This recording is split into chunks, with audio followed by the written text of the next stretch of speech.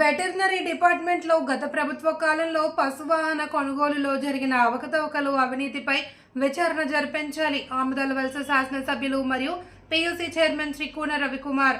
ఆంధ్రప్రదేశ్ రాష్ట్రంలో అమరావతి వెటర్నరీ డిపార్ట్మెంట్లో గత ప్రభుత్వ కాలంలో పశువాహన కొనుగోలులో జరిగిన అవకతవకలు అవినీతిపై విచారణ జరిపించాలి. అసెంబ్లీలో గలం విప్పిన ఆమదాల వలస శాసనసభ్యులు మరియు పీయూసీ చైర్మన్ కూన రవికుమార్.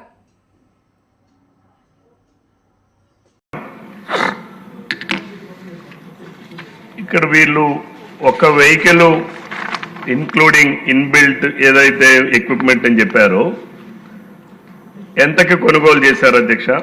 ఒక ప్రశ్న. ఈరోజు suppose medical and health department వాళ్ళు 108 వాహనం కొంటే దానికి 18 లక్షలు ఇచ్చారు అధ్యక్ష. అదే మన పశు వైద్య వెటనరీ డిపార్ట్మెంట్ వాళ్ళు కొనుగోలు చేసిన దాంట్లో సార్ చూస్తే అధ్యక్ష 38 లక్షలు ఎంతో 36 lakhs అధ్యక్ష. ఇందులో ఏముండాలి అధ్యక్ష?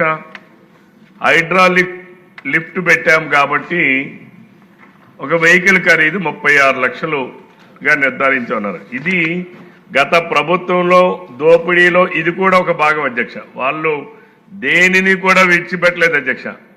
పశుగ్రాసాన్ని విడిచిపెట్టలా, పశువులు విడిచిపెట్టలా.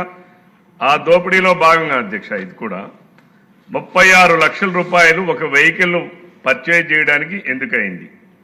ఈ రోజుకి మీరు శాస్త్రీయంగా మనం మాట్లాడితే ఫీల్డ్లోకి వెళ్ళి చూస్తే అధ్యక్ష 80% వెహికల్స్ లో ఏదైతే లిఫ్ట్ అన్నారో అది పనిచేయట్లేదు అధ్యక్ష. లిఫ్ట్ ఎందుకు పెట్టారు అధ్యక్ష? ఎక్కడైనా పశువులు ప్రమాదవశాత్తు కానీ లేదు అనారోగ్య రీత్యా కానీ పశువులు కానీ పడిపోయి ఉంటే దానిని తీసుకెళ్లేదానికి కన్వీనియంట్గా ఉండడం కోసం లిఫ్ట్ పెట్టారు అధ్యక్ష. ఈరోజు 80% వెహికల్స్ లో లిఫ్టులు ఏవీ పనిచేయట్లేదు అధ్యక్ష. అలానే అధ్యక్ష ఈరోజు మనం చూస్తే ఇంతవరకు ఆ మొబైల్ వ్యాన్స్ ద్వారా ఎన్ని చికిత్సలు చేశారు అధ్యక్ష? అలాగే రిఫరల్ హాస్పిటల్స్కి ఇక్కడ మన రాష్ట్రంలో నాకు తెలిసి ఎక్కడా కూడా 24/7 పశువుల హాస్పిటల్ లేవు అధ్యక్ష. ఎక్కడా కూడా లేవు అధ్యక్ష 24/7. ఈరోజు అంబులెన్స్లో వెళ్ళినటువంటి పశువుల్ని తీసుకెళ్ళడానికి 24/7 పశువుల హాస్పిటల్ లేనప్పుడు ఏ రకంగా ఎన్ని రిఫరల్ చేశారు, ఎక్కడికి రిఫర్ చేశారు? మనిషి అయితే అరుస్తాడు, లేదు మనిషి అరవలేని పరిస్థితులు ఉంటే పక్కనున్న అటెండెంట్ అయినా అటో ఇటో పరిగెడతాడు అధ్యక్ష. బట్ పశువులు అరవవు అధ్యక్ష.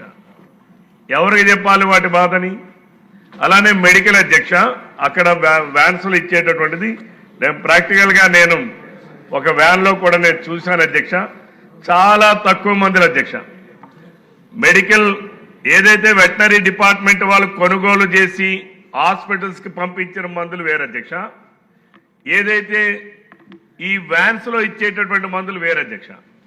ఏదైనా పశువులకి వాళ్ళు వెళ్ళేటప్పుడు అధ్యక్ష ఒక రోజే వాళ్ళు టాబ్లెట్ మందులు ఇస్తున్నారు అధ్యక్ష.